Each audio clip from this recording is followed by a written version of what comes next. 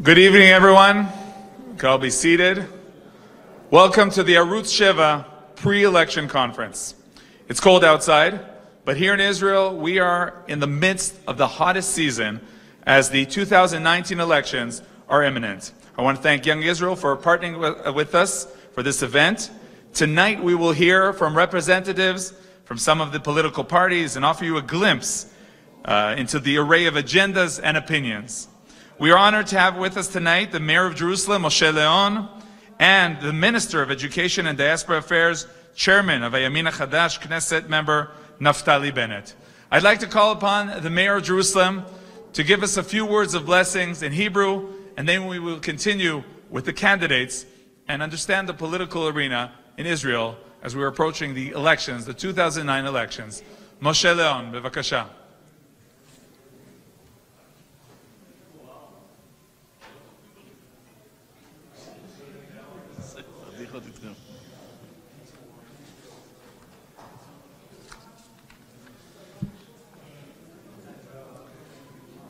תודה. זה חשוב.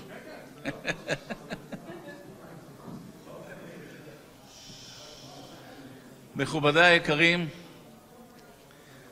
האלוף עוזי דיין ידידי, קהל נכבד,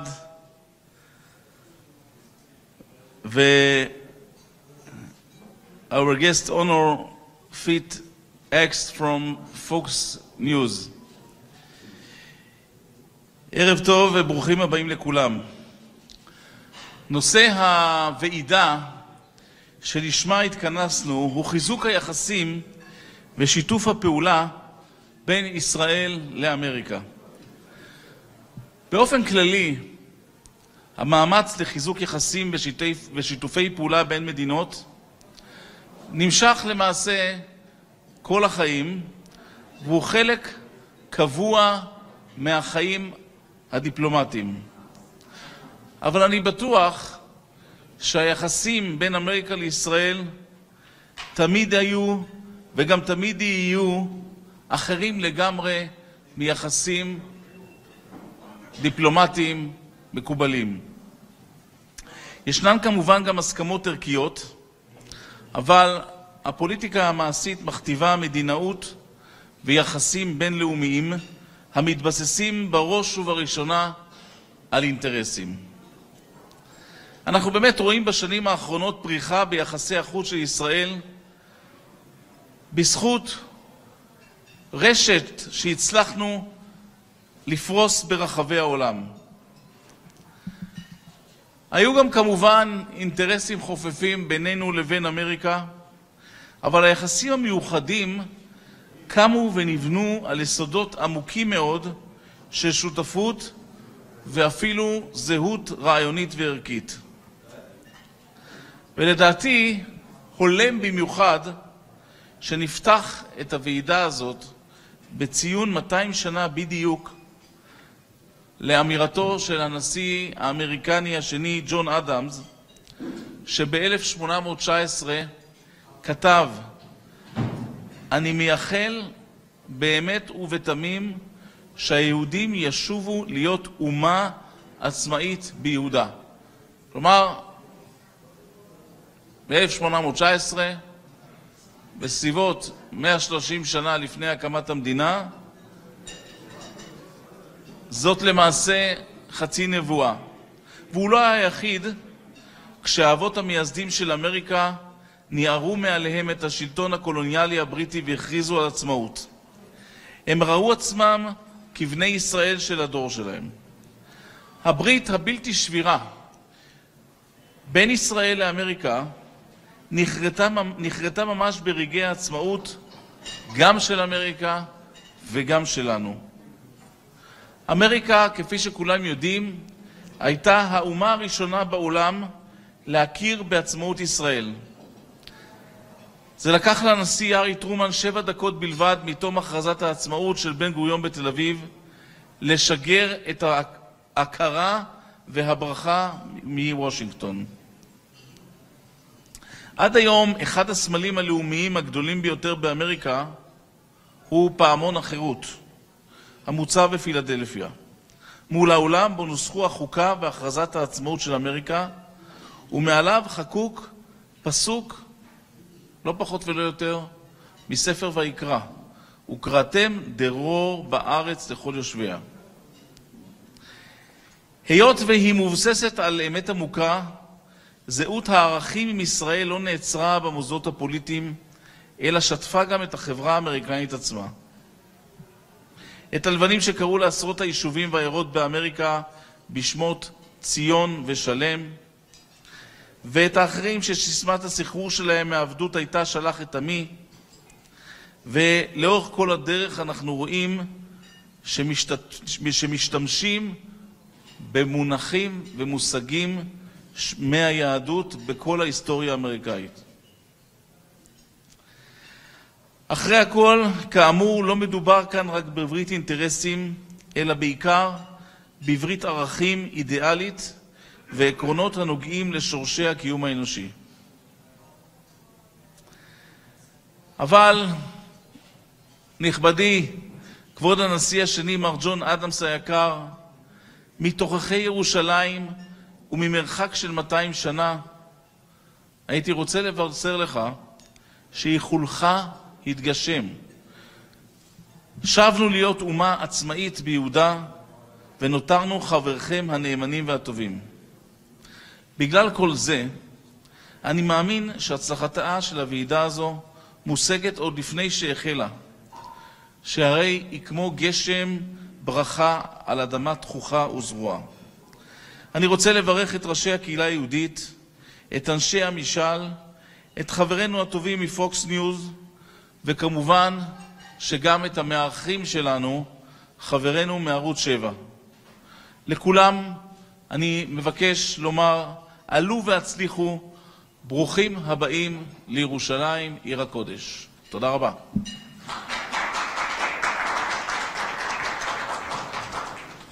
Thank you very much. Just a brief translation.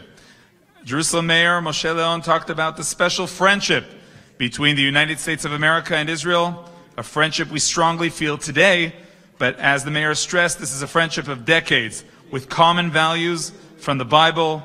This is not a friendship based only on interest, rather a true and eternal friendship.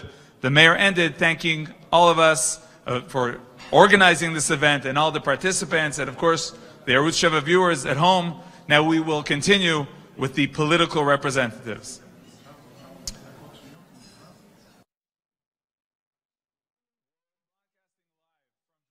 From the King David Hotel, Education Minister, Minister of Diaspora Affairs, Knesset member Naftali Bennett will be coming in now.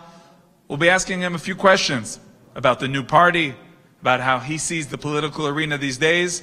Naftali Bennett will be entering the hall in a moment. I'd like to thank all our viewers for joining us on Arutz Sheva, on Facebook and on the site. All of this content will be, of course, available to share and view as the day goes on. And now entering the hall and joining me on stage is Knesset member Naftali Bennett. Thank you very much.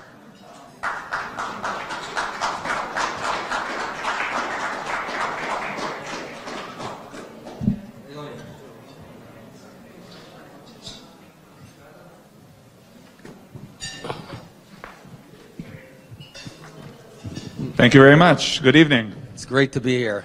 So these are days of lots of work, campaigning. Something happening? I wasn't aware of it.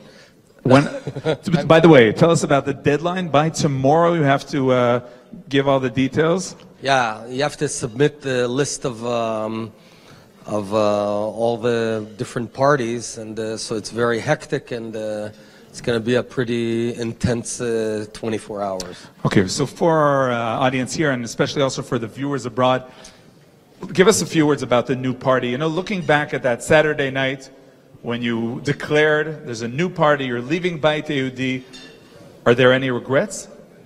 Quite the contrary. The Hayamin HaChadash, the new Yamin party, is the actual right of Israel. It's the real right wing of Israel, in the sense that we're very clear about everything. We will never give up 1 centimeter of land of the state of Israel, period. We oppose releasing terrorists. We are very strong on judicial conservatism. Right after 40 years of the Likud reign, which allowed the judicial system sort of to, let the leash open and run the country and govern the country, our thesis is very simple. The government needs to govern, and the judges need to judge. All these things are opposed to the left, or also opposed to the ruling party, the Likud? Well, it's the Likud who gave up land in Israel, in Hebron, in the disengagement. It was the Likud. It was the Likud who recognized the demand of a Palestinian state in the Bar Ilan speech. It's the Likud who released over 1,000 murderers in the Shalit deal. It's the Likud who, under its term, the Aharon Barak judicial revolution happened. So yeah, it's opposed to everyone. We're the real right. We're the real McCain, the real McCoy. McCoy, not McCain, but also. Now, one of your main targets, as we're speaking now, the Chosen Israel party is having their big event. The former chief of staff, Benny Gantz, we see that he's one of your main targets in the campaign. Why is that? Well, he's a good guy. He's a mensch. He loves Israel no less than I. He's a left-wing Zionist, which is okay, but he's left-wing and he's sort of trying to pretend he's not, which is pathetic. Because I believe that one should say what he believes in, and one should do what he says.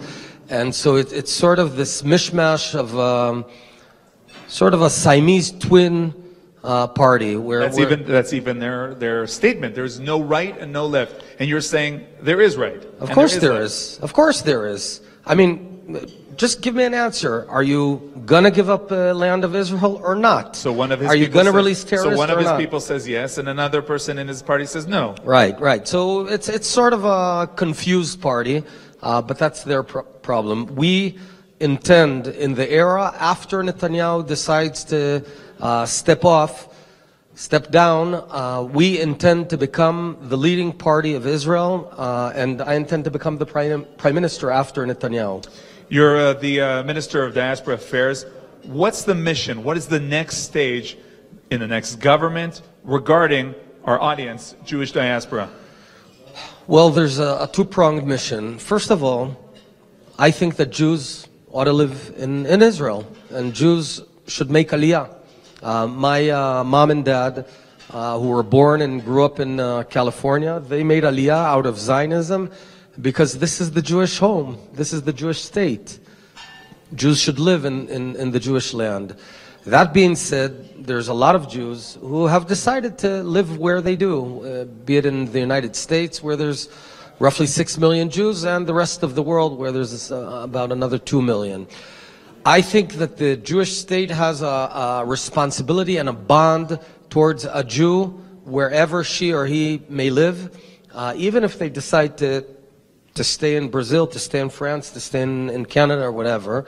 And that's why, as Minister of Diaspora, we've invested hundreds of millions of shekels in remarkable programs, bringing kids over, like Taglit Birthright, which I'm chairman of, like Taglit for Moms, which is sort of my baby or my pet project, study on campus, because here's the goal, that every Jew in the world should be connected to his Judaism, should be connected to the state of Israel, even if they don't live in Israel. Okay, let's stick to international news and what we're seeing with the Polish crisis. The Polish, the Poles, all the terminology. How do you see this? Well, you were on your way to Poland. It was a year ago, and you were part of the tension. So I'd say this: we Poland in 2019 is a friend of Israel, and we need friends, and we value that friendship. But you can only build a friendship for the future based on truth of the past. And the reality of the past is a very complex reality. Poland was not in existence during the Second World War. There was no Polish sovereignty. They were a victim of Nazi Germany. They were under German occupation. However, it's a fact of history that many Poles aided, supported in the murder of Jews. There was anti-Semitism prior to the Shoah. There was murder and anti-Semitism during the Shoah. There was murder and anti-Semitism after the Shoah. My wife's grandfather, his name is Eli Rodzinnik, just one short story if I may. In 1939, September, he was, I believe, about 16 years old. He had a mom and two brothers.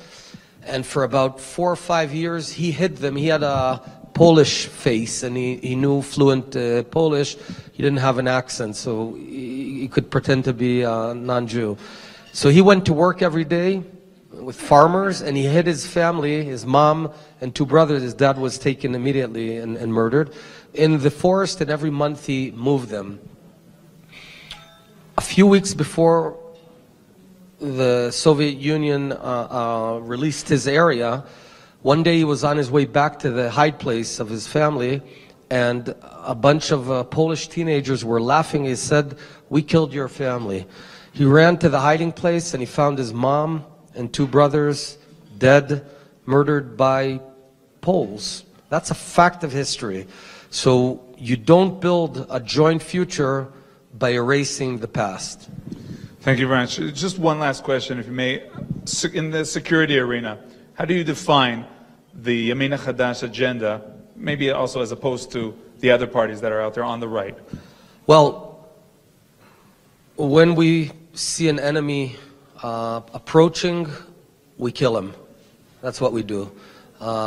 You stop your enemy before he hits you. You get your enemy at 3 in the morning in his bed before he runs in Tel Aviv and blows up. We're very tough on security. We think that there's a true opportunity for peace. Peace you do with an enemy after you defeat that enemy. And you see Europe, after 1945, there was full peace because there was a clearly defeated enemy. In this case, unfortunately, we've got a bunch of Arab states and Muslim states. Some of them are friendly with us, some do not recognize us, and some are fighting us, like Hezbollah, like Hamas. There's only one way to achieve peace: for these guys to realize that we're not going anywhere. We're here forever and ever because we're always going to be stronger. And if we do that, we will achieve peace in our generation. Education Minister and Minister of Diaspora Affairs, Naftali Bennett, thank you very much. Thank you very much. I also want to thank Uzi Baruch, who's a remarkable leader of Arutz Sheva, doing a great job. Can tell you that this website is one of the leading websites in Israel, so you're getting very high quality news. Thank you very much. Thank you very much.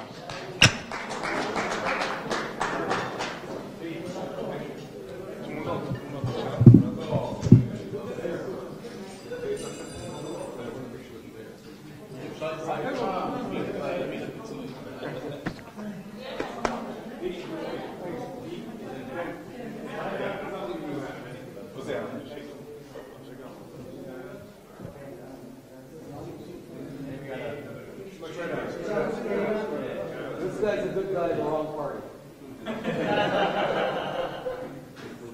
The right party. Can women come in? Yeah. One throw it. Are women allowed? Yeah. Here you go. Here you go. I know Uzi is a bit tough. Who are we looking at? Which camera? We're looking. Okay, Iran. Everyone look at Iran. By the way, we're live. So. Thanks, everyone. You hit it hard and you know what this is?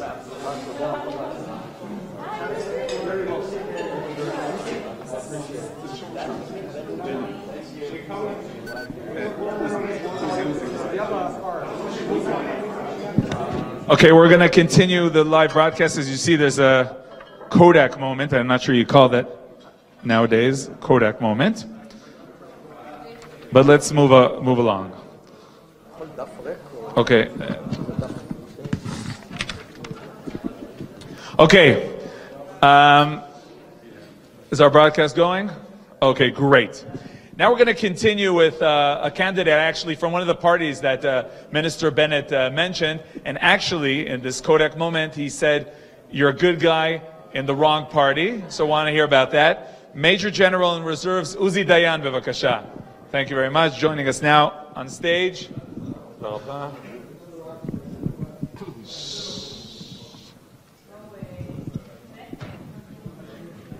Okay. So, ladies and gentlemen, Major General in Reserves, Uzi Dayan, could we please start with a bio? Because there's really so many roles on your CV. Yeah. What are the main ones? Well, I was born, when I was 100 days old, my father was killed in the War of Independence. 30 days later, we announced the State of Israel. And this is maybe the most significant part in my bio. Everybody know about my family name, etc. You were a commander of?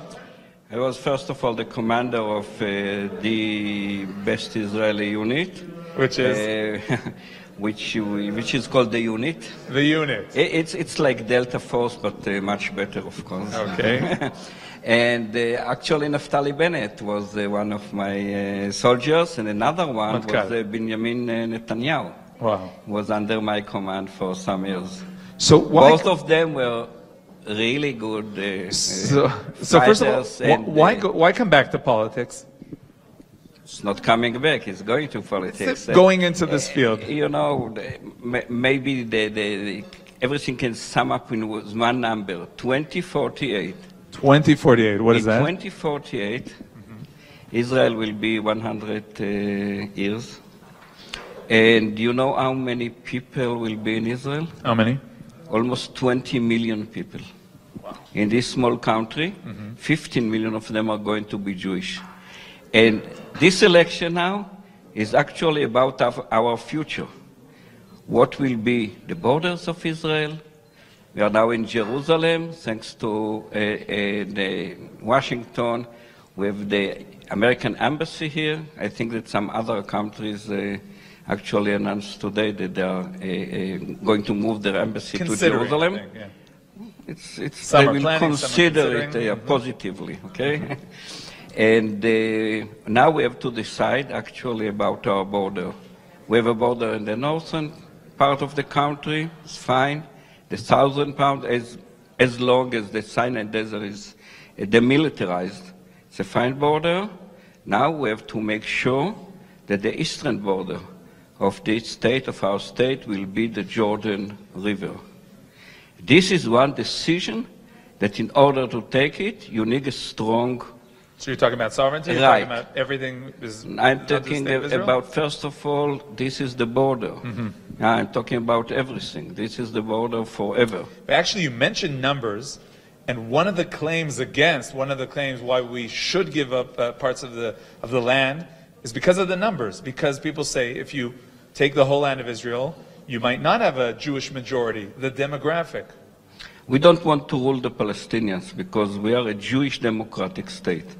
And in order to be a Jewish democratic state, we need a strong Jewish majority.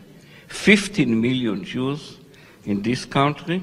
In 2048, we are going to be the #1 Jewish community in the world, and in the same time, this is very strong. You know, all my colleagues in the different parts of the Middle East, from, I don't know, Iran to the Maghrebs and Turkey to the Emirates, what they are saying, look, we don't like you, but we are jealous of you.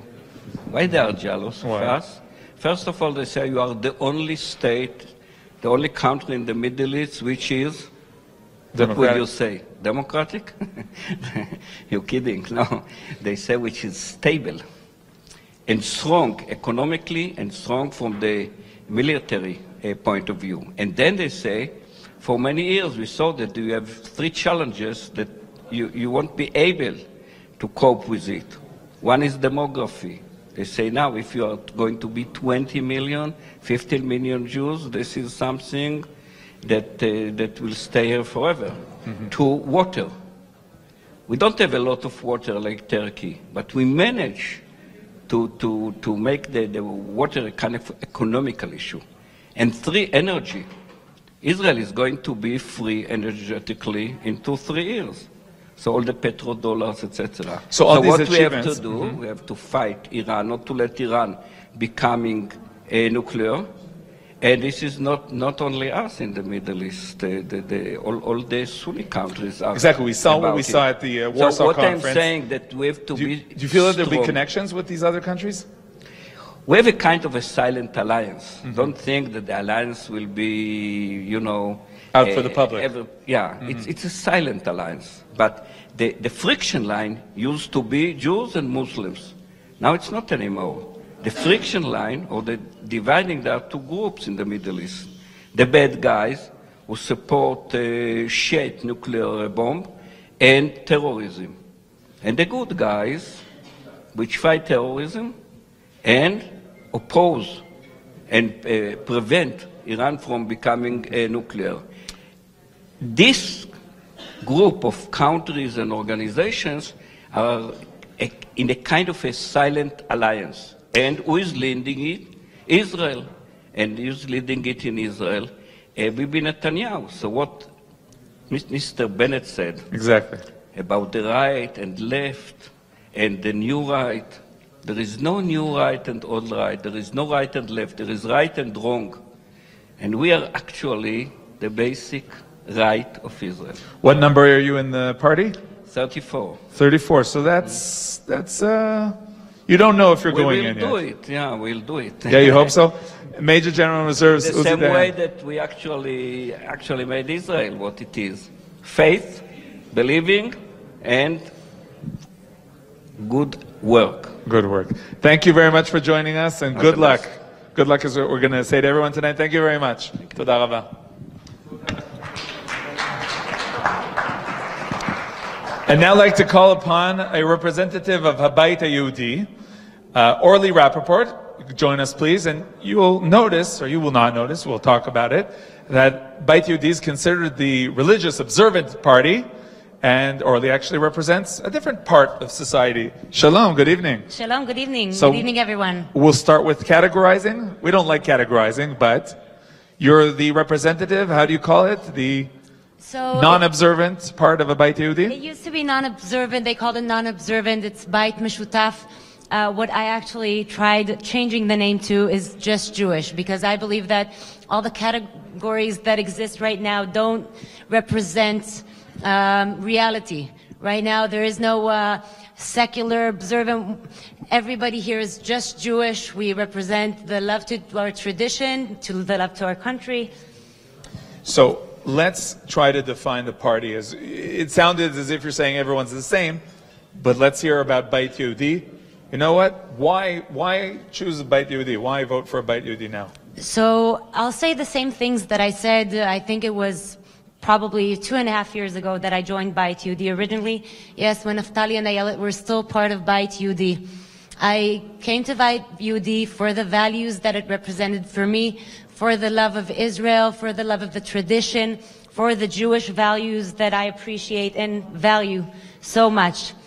Yes, the Bayit HaYehudi party got quite a big hit a couple months ago when Naftali and Ayelet left.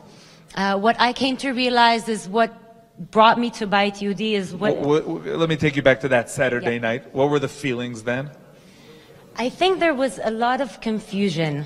There still is a lot of confusion, by the way. I don't think that disappeared. It's not going to disappear because Naftali and Ayelet built something that was very, very positive. Very positive. I think they had everything they needed to bring a crowd like me that I call just Jewish. Some people will call secular, but we share the same values and tradition. Yes, they maybe brought us there, but they didn't take away the values when they left the party.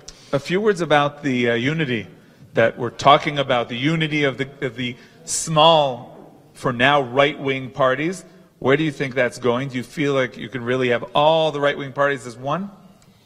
I don't think that is necessarily the right move right now, because Old Nafdal and Beit Yehudi party has a big, I'll call it back, but it's Chavrei Merkaz, members of the party, that again were there from the days of Mafdal, that value very much the education and everything that has to do with welfare, which is what the party, the Old Mafdal, represented. They still believe in that. When trying to put them in a bucket with all the right extremists, I would say, it's not necessarily where the party wants to be heading, and I'm not sure if recovering from that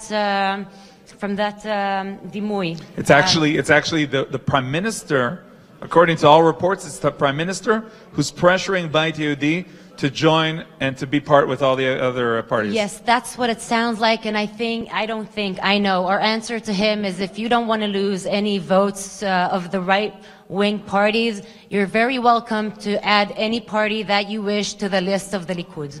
So let's end with the sector that you're representing. Do you think that other secular or non-observant people from Israel could vote for Beit Yehudi? Are you seeing that, or does the Yamin HaChadash take that part? It's a little bit too soon to say.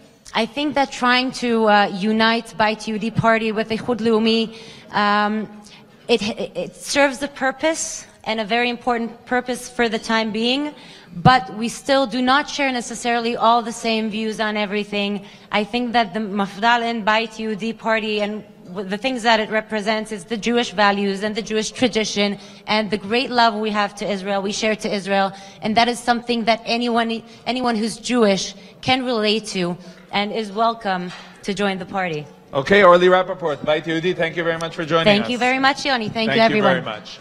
And now let's go on to the Yesh Atid party, chaired by Yair Lapid, a very famous party, lots of headlines. Nowadays, as we see the party of Benny Gantz, there's questions about unity, and we'll have a few words on the podium, actually, by Moshe Kinli Turpaz. Thank you very much. Let's hear a few words from him about Yesh Atid. So, my name is Moshe Kinli Turpaz. I was born in Philadelphia, raised in Haifa, and then in Jerusalem, learned in Har Etzion Yeshiva.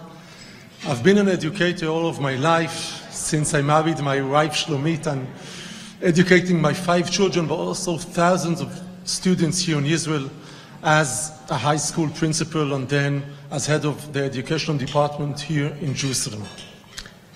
I joined Yesh Atid about a year ago, first and foremost for the people. I think there's something very special about bringing together secular and religious people, people from the right, people from the left, that believe that the center of Israel, the center of the politics, that's the place we should be in. After the people, I will point out 4 main issues that the Yesh Atid party is fighting for, and I think that are unique and special in Israeli politics. First is attitude for religion, and I find in Yesh Atid some tolerance to all streams of Judaism, which is very, I think, not taken for granted today in Israel. Yesh Atid believes in civil unions, which will have the exact same status as marriage, and in LGBT rights. And as an Orthodox person, I want to see non-Orthodox people also deciding for their own lives here in Israel. As I see it, the rabbinate shouldn't have a monopoly on all issues of birth, marriage, conversion, and burial. We see NGOs like Tzohar and others taking part, a bigger part, in running Judaism here in Israel. We see conversion process for Olim much more open-minded, especially for those who served in the army. And Yesh Atid supports the Western Wall framework, which was approved by the government and for politics was taken down. We'll return it in the next government. Second issue is security. And Yesh Atid does believe that there could be a final agreement, but it's not on the table right now. So we do think that a regional conference of the Arab world led by Israel could bring some promotion of those issues in the coming years. We of course see the settlement blocks staying and remaining in any future. As a person that lives in such a settlement in Kfar Etzion, I see it as part of my duty. And we won't have any division of the city of Jerusalem, no right of return. Security will remain in the IDF's hands in any agreement in the future. As for corruption, we see corruption as a very important issue and a big threat to the safety of Israel today. It's not only a moral issue, it's money that comes from my pocket, from your pocket, from everyone's pockets, and we want to take that money from politicians and to move it back to the civilians. Yesh Atid has the most detailed plan named Nachshon in order to fight corruption. We will end coalition funds, we will introduce a term limit for Prime Minister, we will cancel the position of Minister without portfolio, and we will fight for the civilians, not for politics. We desperately think that we need to clean up the political system, and this is the main thing Yesh Atid is fighting for.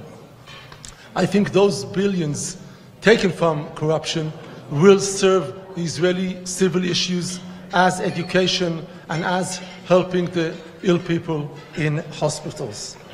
And last but not least, the Yesh Atid supports the nation-state bill proposed by Benny Begin from the Likud, who defined Israel as a Jewish and democratic state. We insist on having the Jewish community and other communities feel at home and being part of us, although for the last few years they've been feeling neglected. And again, on a personal matter, I joined Yesh Atid as a Jewish person, as an Orthodox, as a settler, because I found Yesh Atid as a home for me. I found in the difference between people something very strengthening, and I believe that the Yesh Atid party can lead a different and a better Israel in the coming years. Thank you very much.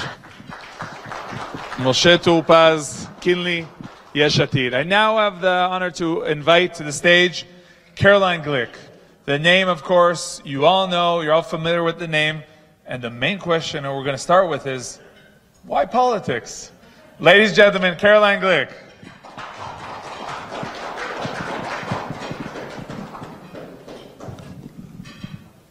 Good evening, Caroline.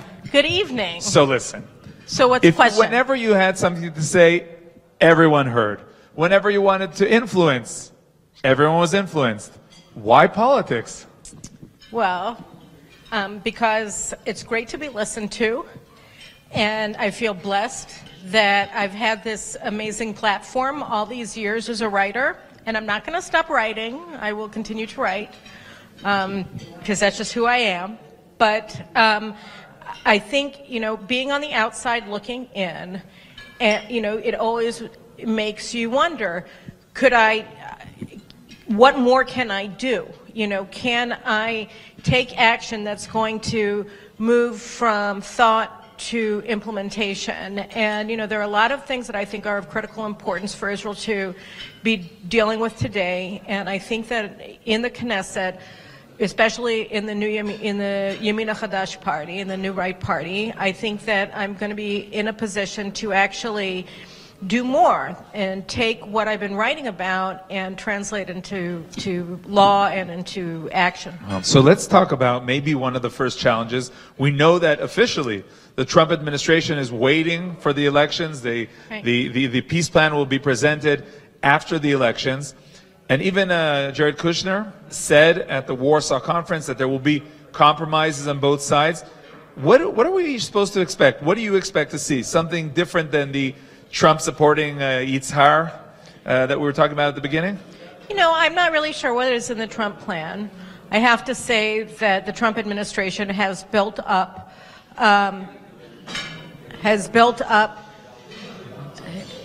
has built up credibility with the Israeli people because they've done some things that have been important that none of their predecessors have done. They defunded the Palestinian Authority. They defunded UNRWA. They left the UN Human Rights Council. And, of course, they moved the U.S. Embassy to Jerusalem. And these are all significant actions that they've taken that no previous administration took. However, there are certain things that Israel cannot concede. We cannot concede, and indeed we have to perpetuate in perpetuity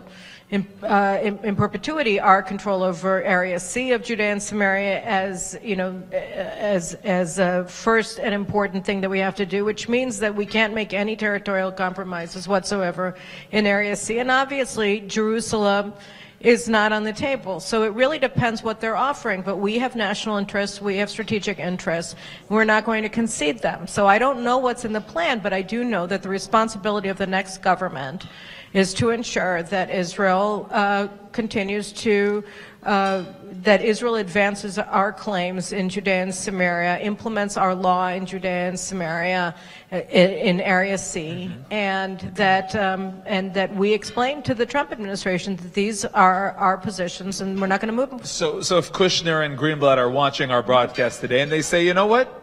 Okay, what is your alternative? What is your idea? How do you proceed to anything? Or you might be saying, no, we're in a good situation, take care of security, and continue working.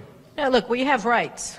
You know, we have sovereign rights to Judea and Samaria. Our sovereign claim under international law to Judea and Samaria are stronger than anybody else's. They emanate directly from the mandate of the League of Nations that, you know, was never annulled or superseded. So there is no other nation with sovereign rights to Judea and Samaria, only the Jewish people, only the state of Israel, and we have to assert those rights, you know, and we have to ensure that they're respected. We haven't done that for a long time, and it's well nigh time that we start. So I think that, you know, first of all, our solution is to ensure the civil rights and the national rights and the strategic interests of the state of Israel, and that's what we have to do. I think that, yes, we have to implement Israeli law as opposed to military law in Area C of Judea and Samaria. And we can continue. The Palestinians have been living in an autonomous self-rule, not under Israeli control, for the past 23 years, since they established the Palestinian Authority and the major Palestinian population centers in Judea and Samaria. They're not under Israeli governance. And so there's no reason for us to deny them continued self-governance. If they have their government, they were supposed to re-elect it, but that's not our problem. They have their passports, they have their identity cards, they have, you know, their self-rule, and why should we take it away from them? Let's relate to the diplomatic crisis with the Polish government. Some say, finally Israel's standing up for Jewish history, finally we're saying our truth. But some are saying this is a diplomatic catastrophe, what's going on here, and that's more important to, you know, to be okay with the Poles. Well, you know, I mean, I think that it's very important to put the Polish government and their interesting relationship with history in the context of the overall European inability to grasp or look straight in the eye of their history, not only in the Holocaust, but, you know, for 2,003, you know, years and more of persecution of Jews by Europeans. And, you know, I mean, we have a situation where Europe is basically divided between East Central and Western Europe. And on the Western side, animosity, hostility towards Israel is growing. Inability to reconcile with millennium of ill treatment of Jews on the part of those states, it continues to be maintained. And on the eastern side, you have a lot of governments who are very interested and committed to having good relations with Israel. And you see an improvement. Including Poland. Yes, and you see an incremental improvement in their rejection of anti-Semitism. You don't see it in France. You don't see it in Belgium. You don't see it in Germany. You don't see it in a lot of these other, in Holland. So maybe we should be a bit more careful. So with what the I'm Poles? saying is that what we have to look at is, we always pretend that the problems are only in Eastern Europe, but they're all over Europe. And we have to ask, do we want to just be alone? Do we not want to have any relationships with any Europeans? Because we could point a finger at every single one of them and talk about all the terrible things that they did to the Jews. I mean, one of the reasons we had to come home is because, they massacred us, and they annihilated us. So why would we want to be with them? But we have common interests with them. You see efforts being made by the Hungarians and by others to reconcile with their past and to bring Israel into the writing of that history and understanding of that history. We have a unique issue with the Poles, but we have to understand that it's not that unique. We have a very similar issue with a lot of other countries in Western Europe. So the question just becomes, are we going to do we want to have diplomatic relations with Europe or not? Caroline Glick, there's so many more topics we could talk about. Very interesting. Thank you. We're going to hear you at the Knesset podium. Like I said, the fact that I'm going into politics means you're going to hear more from me, not Caroline less. Glick. Okay. Thank you very much for joining us. Thank Caroline you. Glick, Yamina Chadash. Thank you. Thank you very much. And now, ladies and gentlemen, I'd like to get a glimpse into one of the sectors that is interesting, unique, and there's lots to learn about them. I'd like to call to the stage Rabbi Yitzchak Pindrus. He represents the Haredi ultra-Orthodox party, Gimel, Agudat Yisrael, Degel Torah. Agudat Torah. We're gonna make some seder between these parties. Good evening. Good evening. So first of all, how do you like to define Haredim in English? There's lots of... There is no real word for Haredim in English. There's words that are used, sometimes ultra-Orthodox. Most of the Haredim don't like it. Of course, those that speak English. Those that don't speak English can care less. But Haredim is Haredim. It's not something that... There's no real translation for it. So you were called to join for the upcoming elections. What number are you, by the way? 8. Number 8. That's... you don't know what's going on with the polls, but good luck. What is the mission now for the Haredi parties? What are their main missions for their sector and for the state of Israel? What's interesting about Yadut Torah, Agudat Yisrael, and Degel Torah, it's a party that's basically there since 48, and if you believe it or not, it's even 30 years before in Europe. It's not something that changes every elections or something that goes up in polls or down in polls. We know we have our 250,000 voters. We know them almost by name and ID. They're there. We know who their children are. We know who they are. And basically what we did traditionally for years is to make sure that whoever wants to run a lifestyle, a Haredi lifestyle, okay, which means in education, which means in all types of areas, he should be able to do it in Israel. And it still is in Israel that without a political power, you can't have your rights. But that's like one of the main questions or the controversies. No, but Is I it want to about- say maybe I want Okay. one more sentence. Let me finish. It for sure it makes a difference when you represent 2% of the population, and when you're representing already, and it's Yadut Torah and Shas is already 12% of the population. When you represent 12% of the population of Israel, it's already a different mission. You have to see how you relate to a lot of issues you didn't have to relate beforehand. So each issue we have to address is a larger growing population in Israel. These are things that we have to address with, which is a lot of issues. But let me ask you this. There's one thing when you want to take care that a Haredi person will be able to have his Haredi lifestyle and be able to keep Shabbat and Kashrut. But when does it become a controversy? When it's laws that relate to everyone. For example, even on Pesach, right?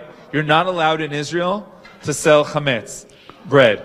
Now, how do you look at those kind of laws that they don't educate, but they create a situation where halacha is the law of the state? is representative of a party that's there for, like I said, over 70 years, so it's easy for us to say. We never, and I'm saying never, tried to change a law that didn't exist beforehand as a status quo. All the laws that are being trying to change by the Orthodox parties, and it's all the Orthodox parties, it's not only Yadut Torah, or when the Supreme Court gets involved and says, okay, what's happening until now, since 48, is against some kind of the law, or it's against the human rights, or it's against something, and then you get involved to try to change the law. We don't sit down and say, let's change the style of life. And you brought an example, right? If to sell chametz and Passover outside, these are laws and ideas that were here since, Ben Gurion started the State of Israel. When the Supreme Court comes and tries to change it, or some kind of city tries to change it, that's when we get involved. It's not part of our agenda to try to change laws or to try to push on other people a style of life. And we're very sensitive about it because our whole idea is to let us not change our style of life. So if we sure don't want to change someone else's, what we do want, we think, is a Jewish state. We think is a Jewish state.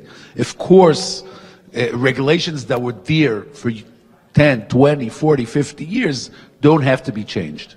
Regarding style of life, what can you tell us about what's going on in the Haredi community? Much more people in the work are employed, and we're seeing in the army more people that are drafting out of choice to different parts of the army. Like I said in the beginning, when you're 2% of the population, your challenges are different than when you're 10% of the population, okay? So of course 10% of the population has to be a part of the society, and of course, like you said, in the workforce, of course in the army issues, and of course in all kinds of issues. And for an example, the Minister Litzman had to take care of hospitals, not Orthodox hospitals. They have to take care of medication. Or Rabbi Gafni is the chairman of the finance committee, right? Had to take care of finance issues, not only that regard to the Haredi community. Of course, there is a lot bigger challenges and a lot more difficult challenges when you already become a bigger part of the. So, but you have to keep on that, like you said before, there shouldn't be changes in the status quo, on one side, and then the second, yes, that the community could keep on growing side to side to the Israeli society. So, last question, which is maybe the biggest one, and we'll try to make it brief: the army service. For those who aren't familiar, give us the basic. Why don't Haredim, some, or the basic, the mainstream Haredim, why don't they draft to the army? I said it's again. The idea is, first of all, saying the Haredi were not in the army. I don't know. I was there in '98. I consider myself Haredi. Okay. And I don't consider myself a modern Haredi or some type of Haredi. I am Haredi, I'm regular Haredi. Mm-hmm. The idea is that as long as a student is willing to put his life and to sit and study, he should be led, of course, in a Jewish country. He should be led to do it. He should be. It should be available for him. The minute he leaves, okay, he stops learning for any reason, he's going out to work or for any other reason, he should go to the army, and that is something that I think as a Jewish state and as a Jewish nation, we all know that that kept us for thousands of years as a nation, and that's going to keep on keeping us as a nation. So there's no reason that a Jewish state should stop that. Not only I think there's no reason, I really believe it's not a real issue, a practical issue. Okay, the question is, it's a political issue. Nobody thinks that tomorrow morning the Israeli army is going to go in and draft and close down the yeshivot. Okay, they want to make it illegal to make the idea of the Haredi style of life not legitimate, because they all passed the law. No one thinks that tomorrow morning anyone that's sitting and studying in yeshiva is going to get up and go to the army. All these changes are changes for political reasons and for parties to get more candidates. And the changes create less motivation for some Haredim to go in, right? Of course, When at it's coming times from the- when there's the laws are being changed and the Knesset is being talked about and there's problems, there's always even Haredim that left the yeshiva try to get out and not go to the army because they feel uncomfortable to be affiliated with something that's looks like it's against them. Okay. Rabbi Yitzchak Pindros, what's the name of the party? Because there's Yahadut HaTorah. Yahadut HaTorah, Judaism of Torah. Thank you very much. Thank Good you very evening, much. and good And luck. thank you for the hospitality of Arutz Sheva. Thank you very much. Okay, I'd now like to call upon Dr. Joe Frager, partner, of course, with us in this organization, to say a few words and to invite some of our participants. Thank you very much. Hodul Hashem ki tov ki li'olam chasto. Without God's help, none of this would be possible. And Pete Hegseth, Fox and Friends, and Fox Nation, it's an incredible. I mean, this man took off this week. It's a vacation week for everyone in America. He came out to be in Israel with our brothers here. And I said this last year when he came out this week, and I'm saying it again this year. He's an incredible, passionate individual, loves Israel, loves the Jewish people. He's the best friend we have, and really we should just thank him endlessly because no one is like him in America. Thank you. Thank you, Pete. I don't want to speak too long because where's Ken Abramowitz? Because I want to make sure Ken gets a chance to speak. Can't do anything without Ken Abramowitz. I just want to, and I see Farley Weiss, Nachman Mostofsky from the National Council of Young Israel. I want to thank the National Council of Young Israel. I've made that a home, and it's really been an incredible experience. We've incredibly done, and I'll let Farley elaborate on this, some incredible things. We have a great dinner coming up on March 31st with Kevin McCarthy, Pete Hegseth, Mike Huckabee, and many, many others, and it's an incredible experience if you're in New York, which I doubt you will be, but if you are, please come. It's in Manhattan, Marriott Marquis, March 31st. I just want to say one thing about diaspora relations with the State of Israel. It is crucial that all prime ministers and all politicians involved in the Knesset realize the importance of the diaspora Jewry and the evangelical community in America and all of the supporters of Donald Trump, because truthfully, you have never seen anything, the revolution that this man has created for the Jewish community in the world, and particularly in Israel, moving the embassy, getting rid of the PLO mission in Washington, D.C., making sure the Iran deal was finally tabled and thrown out. Incredible things that people just take for granted, but we don't take for granted. I, for one, don't take for granted. I know Pete doesn't take for granted. I know everyone in the National Council of Young Israel doesn't take for granted. We know who our friends are and what they have done. We will forever, for the next 1,000 years, remember what they have done. The Jewish people never forget. And that's what we were talking about with the Poles and all the other countries that were involved in the Holocaust. We will never forget. You can't think that we're going to forget. We will last forever. We are there to help the world be a better place. And you got to realize that we're going to tell the truth no matter what. So sooner or later, the Poles, everybody else is going to understand that we're just trying to help you guys. We're not trying to hurt you. We're not trying to condemn you. We're not trying to do anything other than prevent this from ever happening again. That is our objective. Never again. That is the objective. The President of the United States has said it, and he's made sure to make it a point of fighting anti-Semitism like no other president. He has helped Israel like no other president. He has made sure that an embassy move actually took place and didn't just make a statement for practical purposes of winning an election. He actually pulled it off. This is an incredible president. He doesn't get enough credit from the media. He doesn't get enough credit from the Jewish people. And we are the diaspora Jews that know where the truth lies and where the emet is in the world. And you have to realize that. Without further ado, Ken Abramowitz, who knows it better than anyone.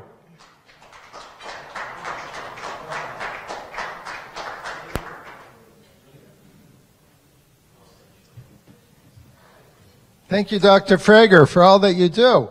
And thank you, Pete Hegseth, for all that you do. We all appreciate it tremendously. Thank you for coming. I wanted to give you a 5-minute update of a simple subject called winning, losing, and tying. Winning, losing, and tying.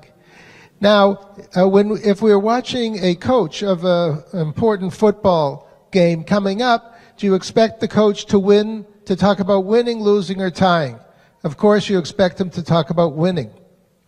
If you see a doctor and a doctor says you have an infection, do you want an antibiotic? Do you want to kill the bacteria? Does the doctor want you to win? Of course he does.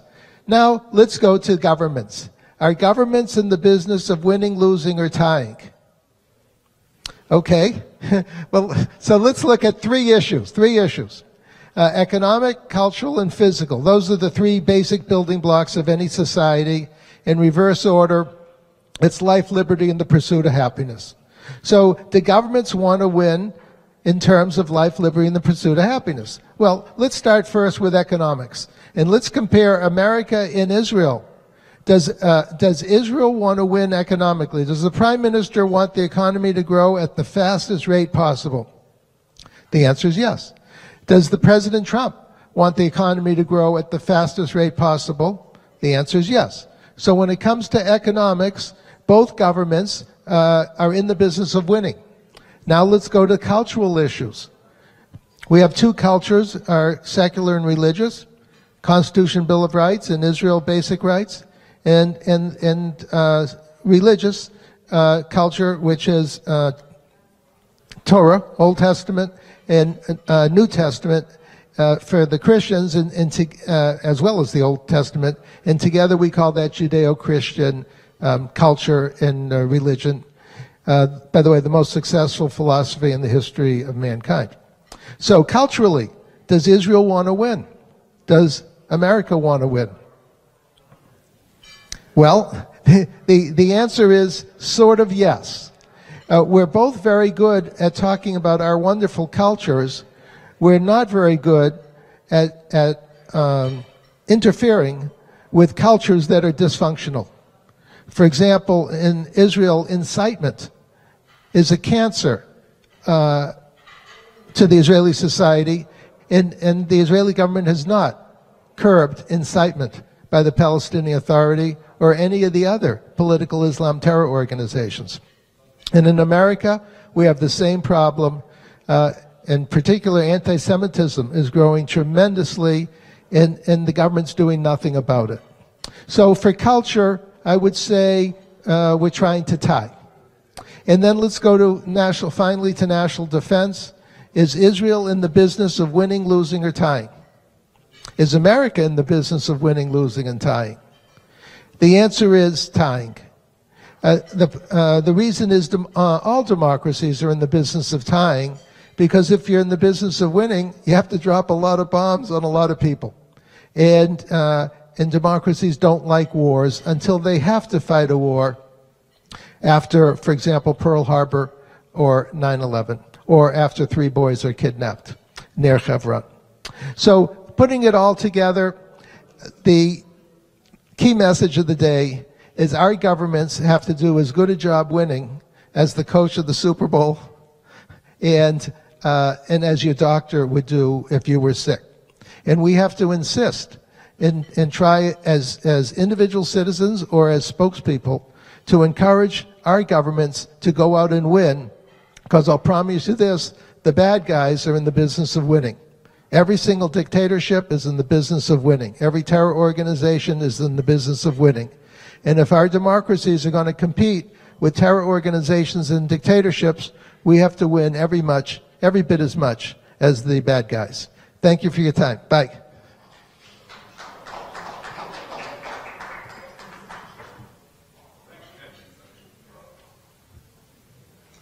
All right.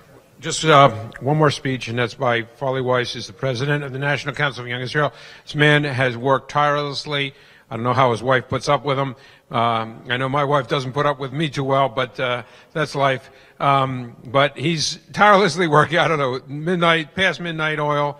And Farley Weiss is a lawyer. He has a practice of his own, and yet runs the National Council of Young Israel. And I'm telling you, it is not easy. Thank you, Farley Weiss. Thank you, Joe. It is not an easy thing to be running a national Jewish organization, but when you have Dr. Joe Frager as your first vice president and you have someone as Nachman Mostovsky in Intergovernment Affairs, they make your job much easier. And Joe is just tireless to put this amazing event together on these trips. I don't know how he finds the time to do it. Nachman did this beautiful slogan and logo for the organization and has helped us with our new website. And we very appreciate what he's done to contribute to the National Council of Young Israel. This event with these different speakers, and have, of course, Pete Hegseth, who has been just such an amazing friend of the Jewish people and such a prominent voice because he learns and knows the issues so well. And we so much appreciate everything that he does for and speaks out for what's right and true. The issues that we've been involved with Young Israel is the issue of Jerusalem, moving the embassy.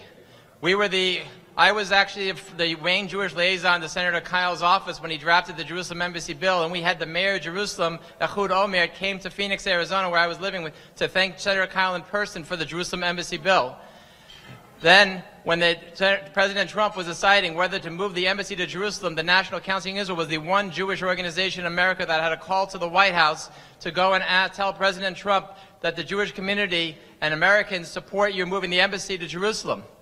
And then after he decided to move the embassy to Jerusalem, we had another call to the White House to thank President Trump for that move.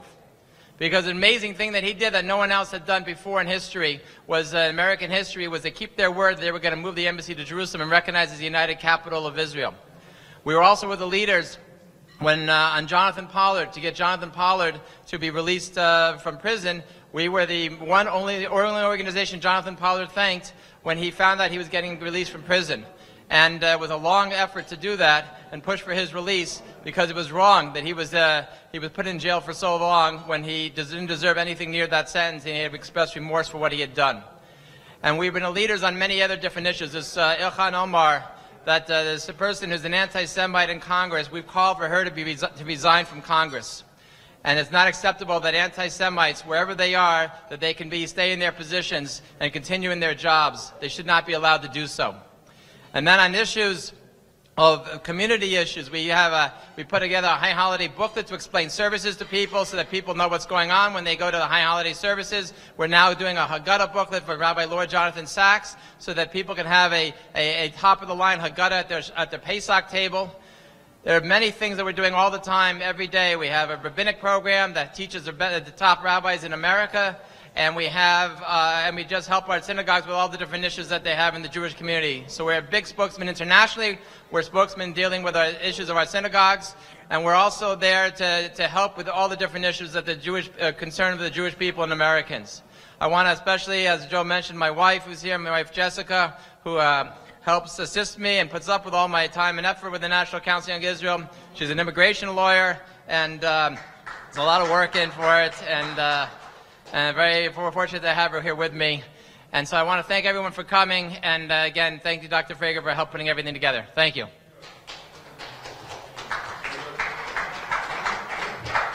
Thank you very much. Thank you very much for all the friends in Arutz Sheva put this together, and our friends in Young Israel. Tune in. Tune in to Arutz Sheva. There will be lots of interesting news in the next few days, months, as we come close to the elections.